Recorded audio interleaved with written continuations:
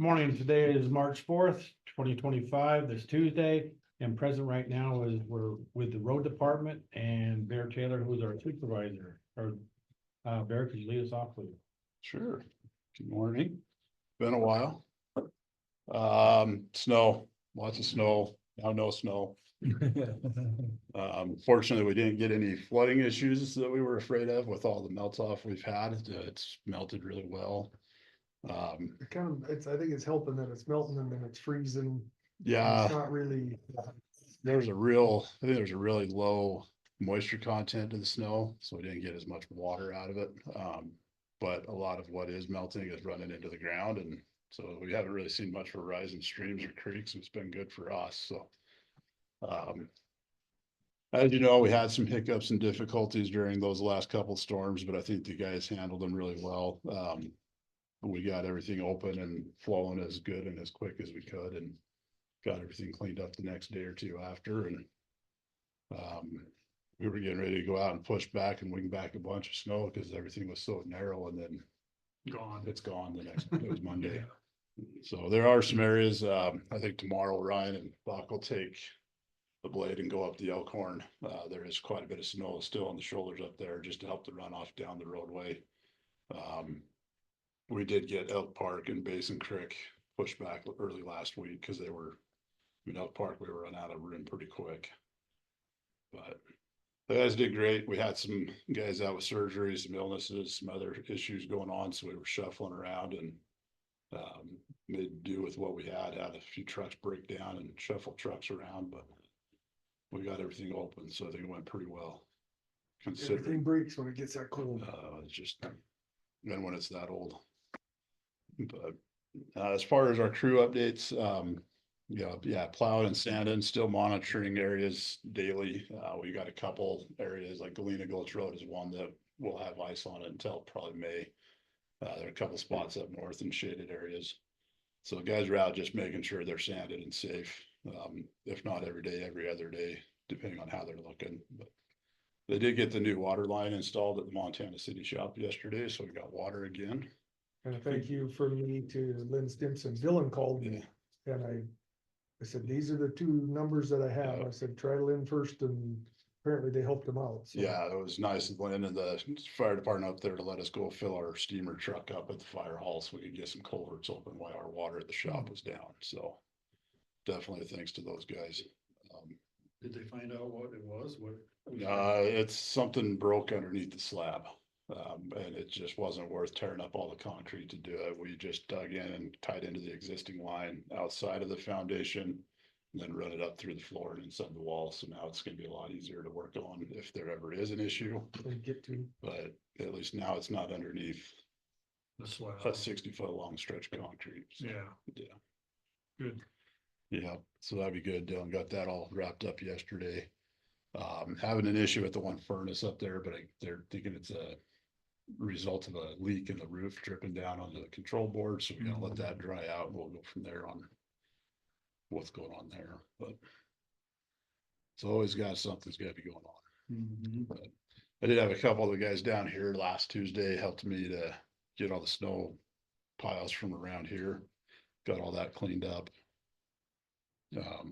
Boulder guys again were hauling snow from the courthouse and then winging in Elk Park Basin, a couple other areas, getting snow so we can get ready for the runoff. Whitehall guys mostly just plowing and sanding. They've both been off quite a bit in our downtime just with some medical and personal stuff going on, so they haven't been around too much, just doing a lot of cleaning and maintenance when they are around. We did go out to Milligan Canyon last week with the Mini X. The two big culverts at the north end of the canyon were starting to ice in pretty good, so we busted up a lot of that ice just to help it flow. But shouldn't be an issue. We've not had any run over there from freezing, but that's why we do have a couple overflow culverts in that overflow ditch if it does freeze up all the way, just because we know it's a problem in there. So Is the snow coming off good up there? yeah, oh yeah, everywhere. Almost gone. Yeah. Good. It's crazy. You go down a lower valley. I mean, there was 3 foot of snow out there and there's nothing. It's pretty fluffy snow. So we had some good snowfalls. I mean, I did boulder cut across the road that Tuesday, and I didn't think I was gonna get a plow truck through there. Mhm. It was taller than the plow. About 4 foot drift, so So you went all the way through Milligan Canyon, all the way on to 69? Milligan, we always do. Usually I mean, motor motor cut, cut no, we just do from, Just the- across the bridge. That's what I thought. Yeah. Well, okay, good. Yeah, we just go from 69 to the Bulldogs driveway there across the bridge, so. But that flat between the cattle yards there was, and the bridge was pretty bad. So, but then again, Monday there was no snow. Right, pretty crazy. Yeah, just some other items. You're aware of the issues we've been having with the Rocky Mountain supply with our billing issues. I went through 5, 6 different ways of reconciling statements and invoices and payments, and from what I can see, we have paid them more than we have ordered since January of 2019. They cannot provide me any invoices or statements prior to that date. So the overage, in my opinion, is we were paying off a previous balance of that date. They're still showing that we owe them a past due balance of around $5,000. And they Nobody can cannot, show us where that comes from. nobody can show me where that comes from. So I talked to our rep yesterday called me, said he talked to their CFO and COO. And what they want to do is, since we have equity essentially built up in our account, is to wipe that clean. But what they're trying to say in a roundabout way is using our equity to pay the bill. Pay the 5,000. Yeah, and then they're trying to tell us that the other bonus is, so their auditors have come through recently and they're wanting them to charge service fees to every customer that has a balance at the end of the month. And I said, well, that doesn't really work for a county or a government agency, because if I buy fuel on the last week of the month, well, you're not gonna get a check for 2 weeks, and now you're gonna try and charge me for that. So as a bonus to what they're trying to offer us, they said they wouldn't add a service fee to our account. I said, well, that's great, but you're still wanting me to pay my bill that you can't prove I owe you money for. So I told them I'd run it through with you gentlemen. I gotta talk to Ginger about it still, and I still don't see why. They're the only business that we deal with that does not consolidate payments to invoices when we pay them. Everybody else, if we send a check for an invoice, they apply that to that invoice, so they know what's been paid and what's not been paid. This is the only one that charges by the balance. I'm waiting on some quotes from some other fuel distribution companies. Fuel cards are still not out of the question either. It just would be a very big hassle and inconvenience in the Montana City area with having to move equipment around and back and forth, and additional cost and fuel at the store, and with other issues we've discussed. So I'm not really ready to make a decision on it today as how we want to proceed with them. But just as an update, that's where we're standing at it. So I'd really like to know why we owe them money. And if they can't come up with something that shows what we owe, then Yeah. I don't know how we pay it. And Ginger had mentioned something, and that's where I think will save us. I think we're at the point where there's some Montana code that involves invoices and billing that she was talking about. And so I think we're at that point where we're gonna have to throw that back at them and see what they want to do. We've had this issue, as Ginger stated, I've stated, back in 22, I believe I dealt with this, and then Ginger did it in 2019 when she first come on. And every time we've asked them where these balances are from, and when I talked to them before, 3 years ago, they said, "Oh, don't worry about it. You guys always have a balance on your account." Well, if we could have done this 3 years ago, we could have looked back another 3 years earlier and seen if we found the discrepancy, but they didn't want to do that. So I'm having a hard time with them. But It sounds like whatever you do, you need to switch to something different. yeah, I Because mean, it's obviously not working. in my opinion, if they would say, hey, we're gonna just wipe the slate clean and start over, and we won't charge you the service fees, and we're gonna carry on business as usual, I'd use them, because they've been great. Their driver's fantastic. It's just the billing issue has been our only problem. And it's the issue that we've had is that, and I guess it's on us to figure out a way to monitor it, is sometimes they'll deliver fuel when nobody's there. And so they put the receipt that they print out inside a little cardboard envelope hanger and hang it on the door. Well, sometimes we get a little bit of wind over the weekend and those disappear, but then we never know if fuel is delivered, and they don't know we never paid that invoice until we have a negative balance from a year ago. And so I guess it's on us to go back on our statements and say, oh, we never saw that bill. But it should be on them to make sure we're getting the bills.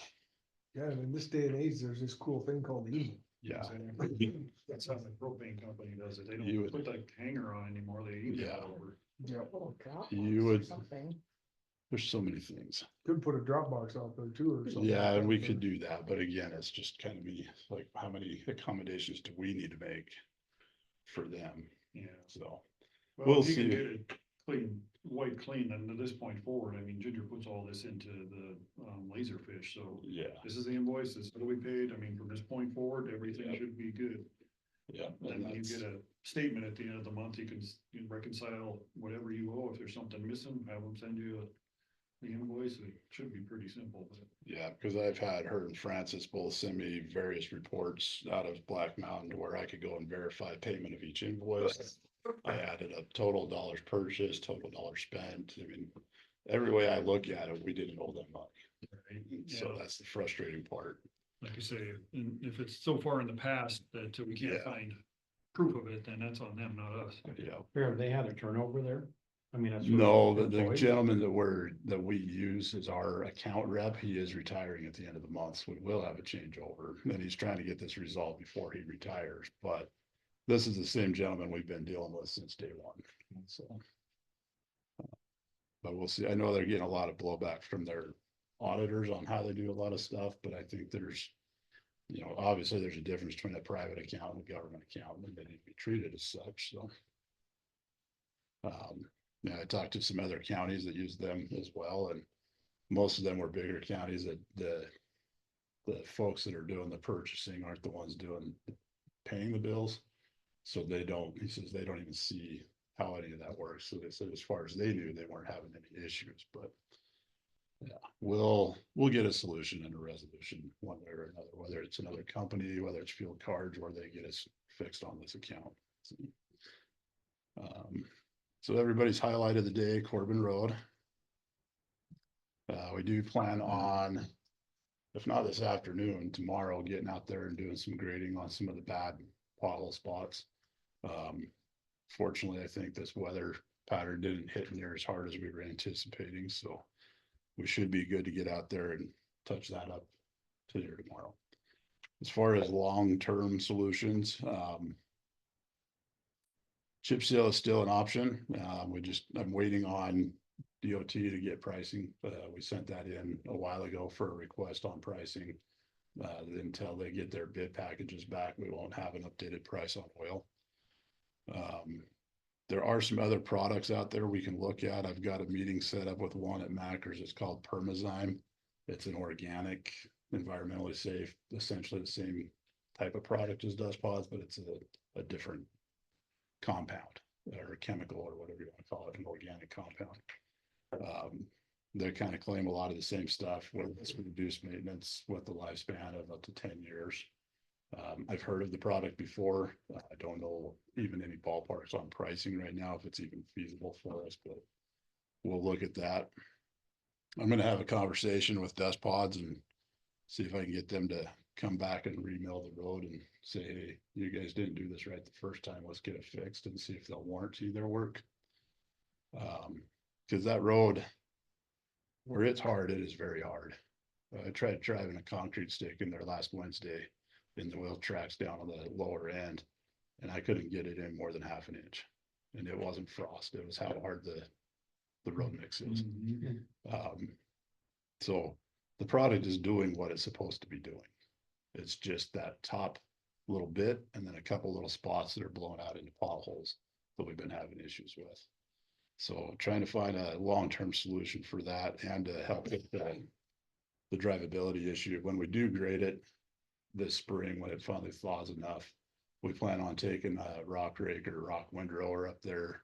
When we cut it open, we're going to drag all that material and get any of the bigger rocks and chunks of chip seal that are pushing through, causing some of the drivability issues, and see if that'll help, one, make it easier for that top layer to pack in, but also prevent it from pushing back up to the surface and helping maintain a smoother driving surface.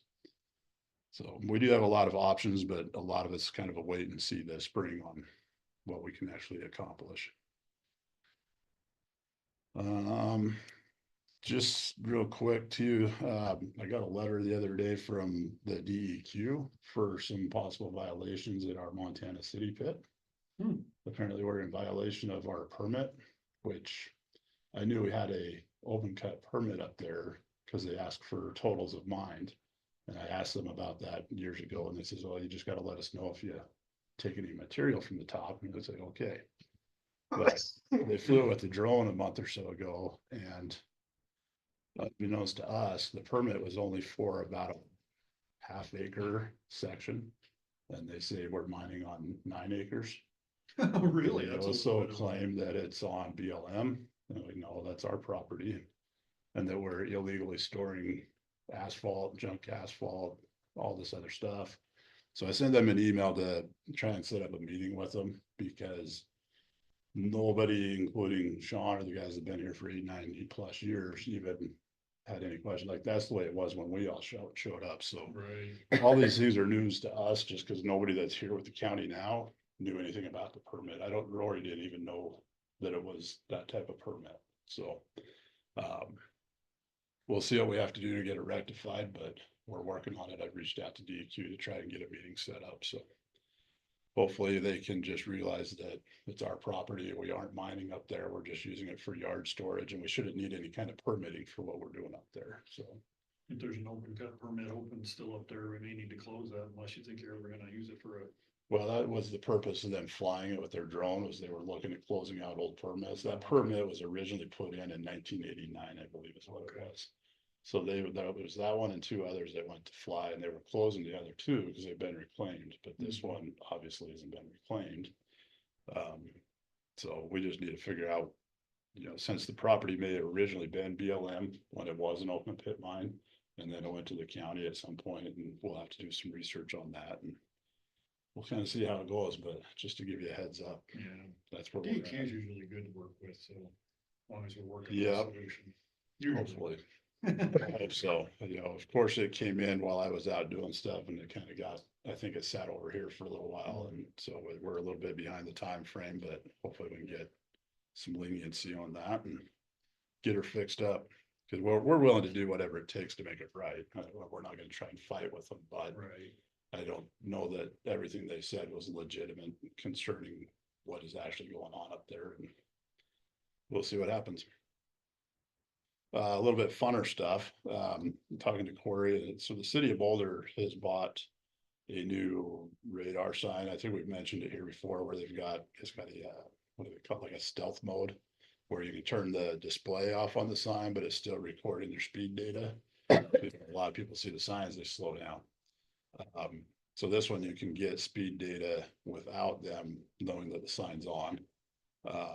It does do traffic counting. And give you average speeds. There's a couple options. So this first one is the one that the city purchased. It's a little bit fancier because you can change the entire display and well, you can pop it up with a smiley face if they're driving safely. Gives them a lollipop when they go Yeah, by. and yeah, pull them or over. it tells them to slow down and bright flashing red letters. There's a one that I assume is a little cheaper. I'm waiting on some pricing information, but it shows the speed and then it has a slow down message if they're going too fast that flashes. Like I said, it does do average vehicle count, total vehicle count, average speed, average number of speed violations, total number of violations, your minimum, maximum speed, weekly reports. There's a lot that these things will do.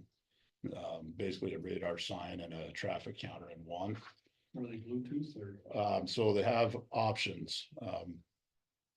They have what they call, I don't know what their brand name is, but they have a cloud-based service. So it's through a cellular connection. So there is a subscription. You can do Bluetooth, and I think if we're only doing 1 or 2 signs, the Bluetooth is the cheaper option. It's really not bad on the pricing. So for the fancier sign, the city of Boulder paid about $6,800. So it's not a bad price. Looking at other traffic counters, we're between about 4 and 8, depending on how fancy we go. So really, we're right in line with one of those. Is that just the box? You'd have to put it on trailer. I think that's what the city's doing. right Yeah, now. I put it on a trailer, or on a post, like we have our other ones. We have just a post that we use stakes to pound into the ground and tie it up. On the other side we have, I think a trailer would be the better way to go, because then we can rapid deploy it. So per sign, is about $450 a year for the cloud service. The more signs that you have, you get a better discount. And then they do as well, a lot of them, they say a lot of municipalities will do like a long-term plan. And the longer term you go, the better pricing you get. So like on a 7-year plan, you're about $2,500 per sign versus $3,500. For the whole, for the For whole the, time. for the For 7 years. subscription, yeah. Yeah, so you pay it one time and they give you a pretty substantial discount.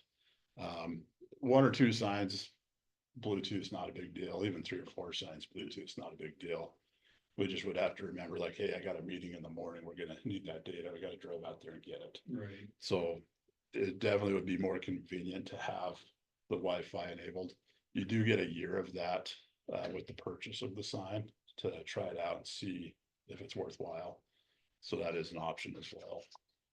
But I did reach out. They bought it through the same sign company that we purchase a lot of our stuff from. So I reached out to them yesterday for some better pricing and some other information that the city didn't have answers to. So we'll see what they have to say on that.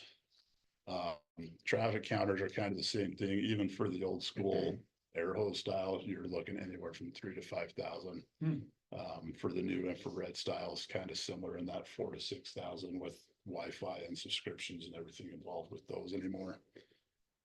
So we'll see where some of that information comes in, but I definitely feel 1 or 2 is definitely gonna be worthwhile, and maybe it's a buy 1 a year for a few years so we can put them out at different places. A lot of municipalities are buying these and leaving them at high traffic or high danger areas like school zones, or, you know, somewhere where there's an ongoing problem. Yeah, you see them around quite a bit. Yeah, so they are, from what I could see, the only company that's doing these particular types of signs. There's a lot of radar signs, but with the other features, they're the only ones that have the whole package. Kind of with that, we've been talking and looking for a while for some remote cellular cameras. For mostly for winter, for monitoring snow in some of our outlying areas like Elk Park, Milligan Canyon, even up at the top of Jackson Creek or that area, because there'll be times you get an inch in Montana City store and there's 8 inches up top. So we don't always know to send somebody out looking at a state camera or our shop cameras. Looked again yesterday, and a couple of companies we were looking at have some newer cameras that are about $200, and they're solar with cellular. So they're completely autonomous camera systems. I thought the subscription plans were a lot more, but if you do it on an annual basis for their basic plans, only about $100 a camera per year. I am going to reach out and see if they have, if on their month-to-month plan, if we have a year contract or something like that. So But we only most need- of them do. I have cameras at my house that run off of solar and, Yeah, they're hooked up to Wi-Fi. They don't run off of cellular. but right. I have them clear out at my gate and it sends it to my phone. Yeah, and I've got some too that are, you know, just Wi-Fi, but I just want to see with the subscription, if it's like a month to month. So if we only need it for 4 months, we're only paying $40 a year instead of $100 a year for a subscription. There are some other options. I've talked with IT about maybe building our own setup, and it just, to be able to do that, we'd have to use like a Verizon Wi-Fi hotspot thing, and it's like $40 a month, so it's a lot more money. But just some other technology we're looking at so we can respond better. And I mean, Elk Park is definitely one, or Milligan Canyon both is, it's beautiful everywhere. And then we get a phone call on a Sunday afternoon that there's 3-foot drifts. So Yeah, if we could monitor that a little better, it would help improve our responses and level of service. Really, if we can do 3 of them at $600 and we're spending $300 a year to have them out there, it's pretty well worthwhile investment in my opinion.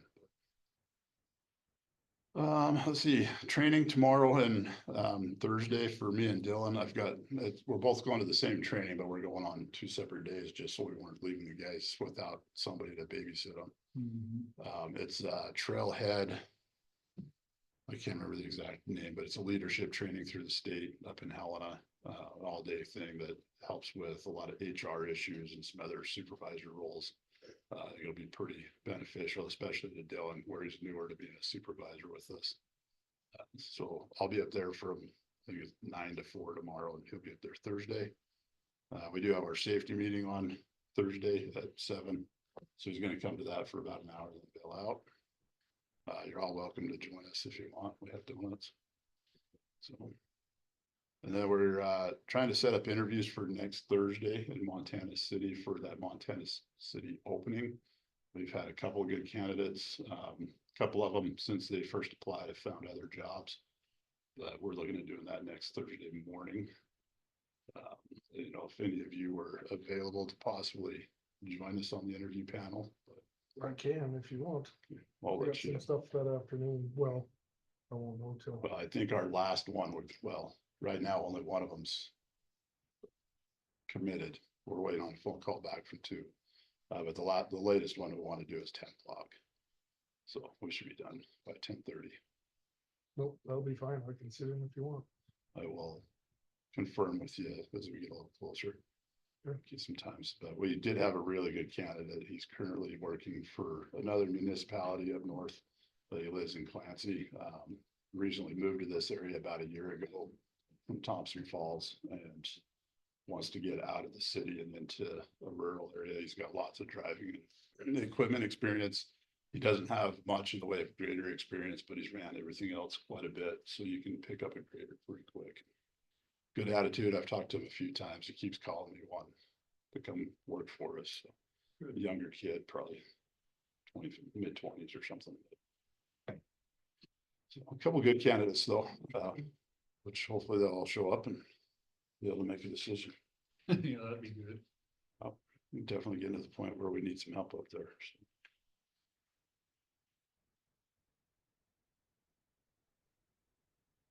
You guys have any other questions, concerns? I see the list. I got the list. I see the- It's a short list. Uh-huh. The gentleman up Warm Springs, that's all the way up past the Forest Service Road up there. I mean, when nothing was getting done up there, and then the day later, you guys went up and bladed it up there, so I'm assuming that he's the one who on the very top of you guys turn around. I Okay. can't remember his name, but Right on the corner. yeah, That's we're Kirk kind Wagner. of turning almost. No. Or we Kirk turned Wagner, around I'm on sure. our road tour. Yeah, the one up on top, that's Yeah. not Wagner. No, That's, his is right on the corner as you, if you go Yeah. straight there. I can't remember their names. The guy on the right was the former representative, and then the one on the left, I can't remember their names. But he was worried about, Wagner's the former representative. yeah, it's across from him.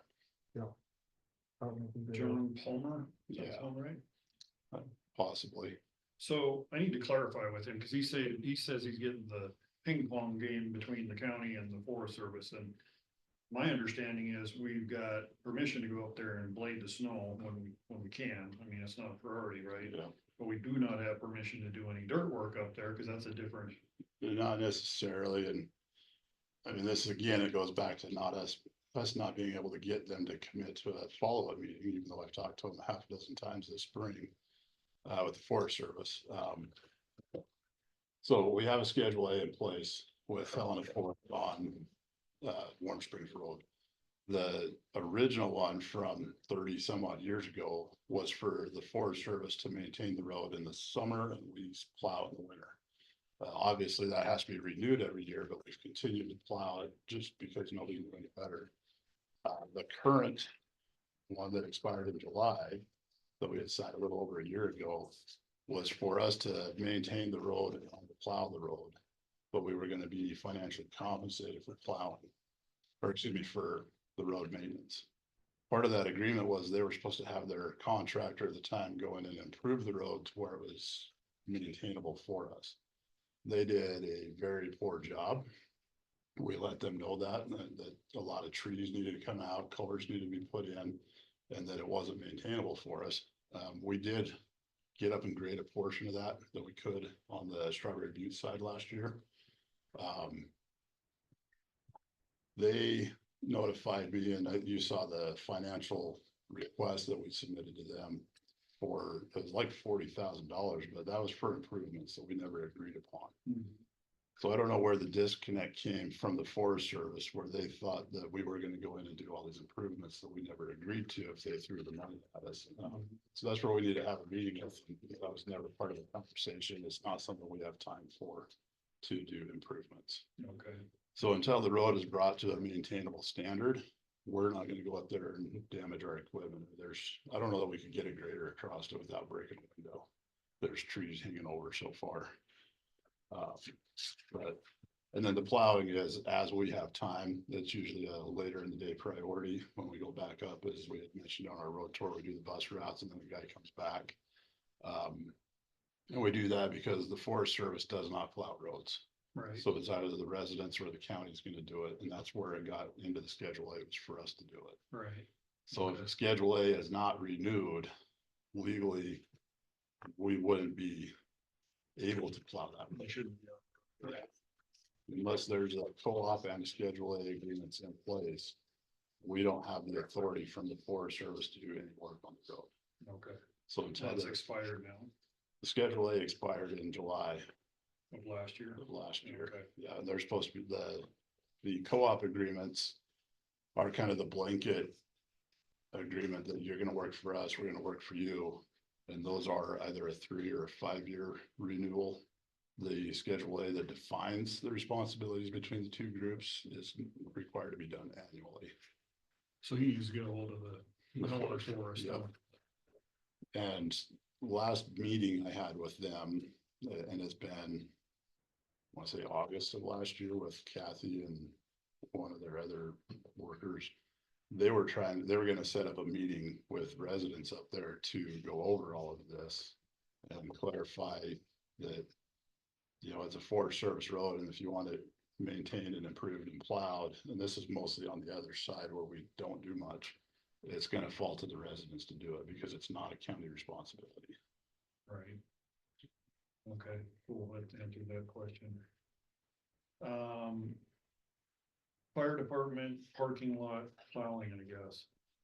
Cause we had search and rescue request plowing as well. Yeah, but he knew the answer before he asked. He was Right. just doing his They due just keep diligence. asking them to see if things have changed, I guess. Yeah, Scott, he fully understood it and was not offended or upset with it at all for the Clancy search and rescue. Yeah, he said that's what he expected the answer to be. Okay. Are you guys okay with continuing Elk Park maintenance up there as far as plowing?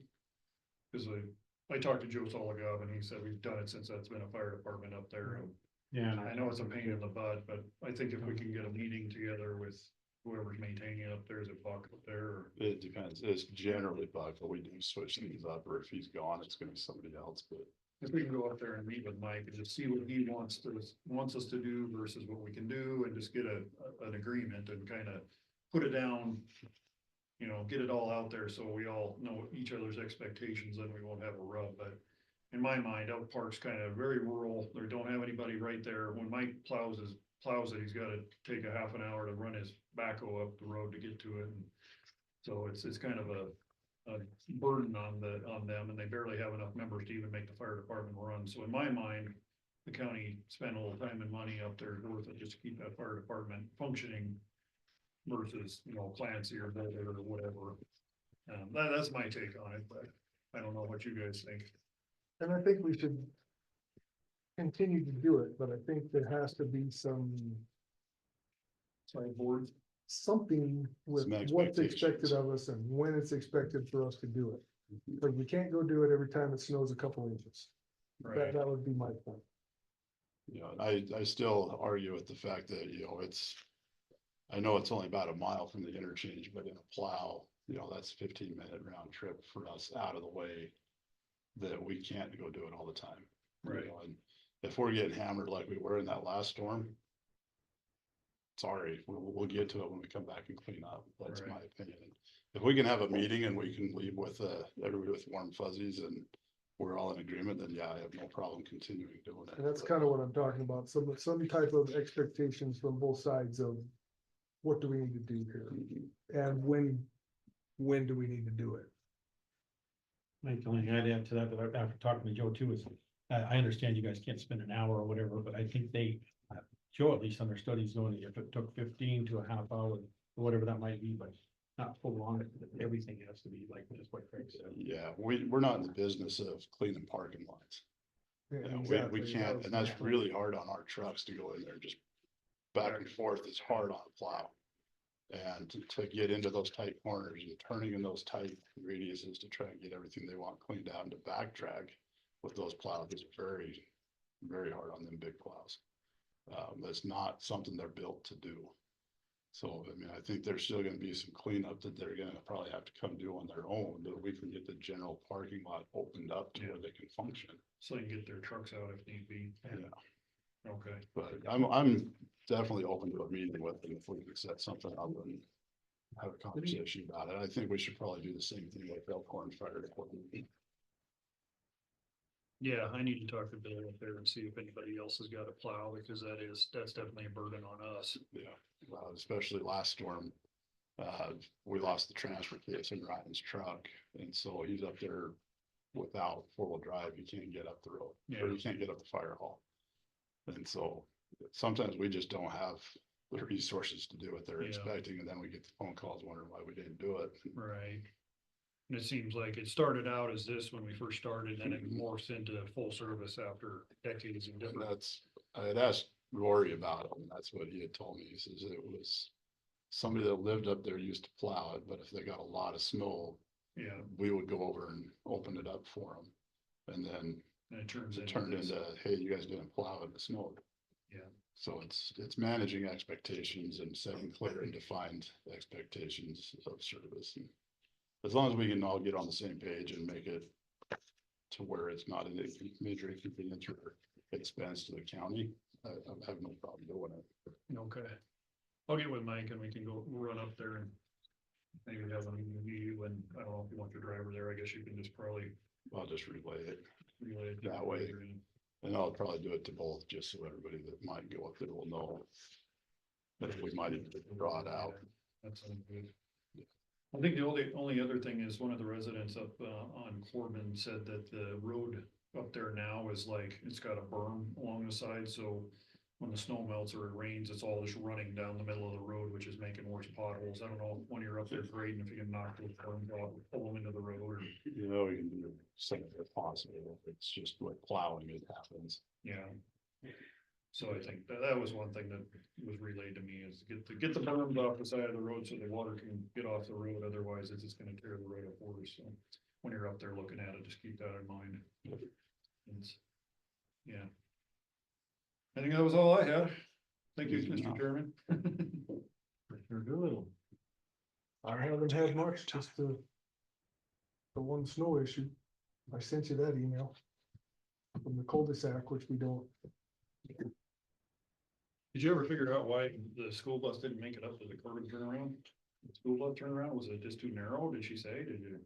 I don't know. She said. I don't know, I have my personal opinions on the matter, but I don't think it was because of the road. I think it was a joint effort between multiple parties trying to complain about the service that was provided and thinking that it was worse than it was. That road was never too narrow for two cars to pass. I'm sorry, you can't do 40, 45 up and down the road, but that's not what we're trying to do. And I know it's plowed out, it may not have been, I mean, if we show up, if we would have been there at 7, that bus doesn't get there till later in the day when they're doing late start. At that storm, there was another 4 or 5 inches that wouldn't have looked plowed. Right. But that's where I get to, just like residents, they need to be prepared for winter, or they need to cancel, you know, putting some auto chains on them buses would save them a lot of headaches. But, or even teaching their drivers how to put chains on. Do you know when that road was plowed? I mean, in that morning, you remember that morning? Yeah, it was both mornings, Monday, Tuesday, and Wednesday that week. It was around 9 to 10 o'clock because we were down plows. We only had 2 functional plows in Montana City that storm. Dylan was out plowing snow and grader. So the plows were hitting the bus routes and he was trying to get everything out. And We were delayed, but they also had delayed starts. I don't know if maybe they just missed the bus or what the case was, but Okay, and you clean out the parking lot there. yeah, You do that. they're supposed to. I can't guarantee it happened with a different driver in there, but they know they're supposed to make a pass or two through there to get it at least. What we've told them in the past is if you've got time to push some snow, there's not a bunch of cars in there, clear it out a little bit, but at bare minimum, make a couple loops through there so a bus can get in and out. Right, okay. That's what I heard when, Corey just, reiterated.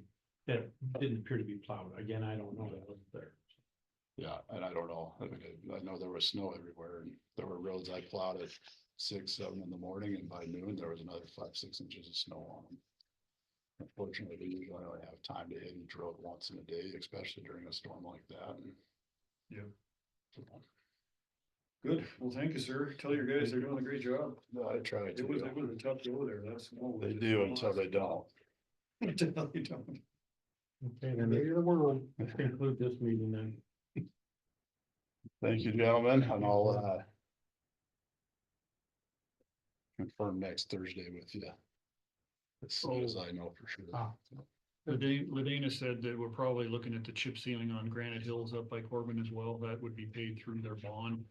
So when you're doing your bid work for, Yeah, as soon as I Chips and all get that that. email back from the DT, I'll know what our oil price is and This is. so I created that Mhm. calculator spreadsheet, Okay, so I so just it gotta takes sign me it then. 5 I just wanna minutes. make darn sure, Pretty dang close. Yeah, cost. that- cause they keep sending it. to just so me, that's in the back of your head. If we're Go doing ahead and send Corbin, it we need to do on. Granite. Yeah, Hills. This one that was supposed to be done. We got a bond on it. They never did it. Steve We're saying, gonna end up you know, doing it. And I think did, I remember just that wanna one. make That sure was it's the Rusty. same one because Yeah, I think I remember I'm that not sure what you conversation. guys are. Yeah. I also remember No, it. I read through it all and it. So much Yeah. cheaper What at we the time. talked about negotiating. So as we're looking Do it at on the Corbin, phone, we try to yeah, do it get right that now. nailed down too. That would save us Yeah, from what moving I'm, around. I'm not expecting a good price this year. Oh, Yeah, I'm probably seeing not. oil prices. Draw your signature. All right, Other thank you, stick Mayor. figures. There you go. Don't have a stylus pen, so.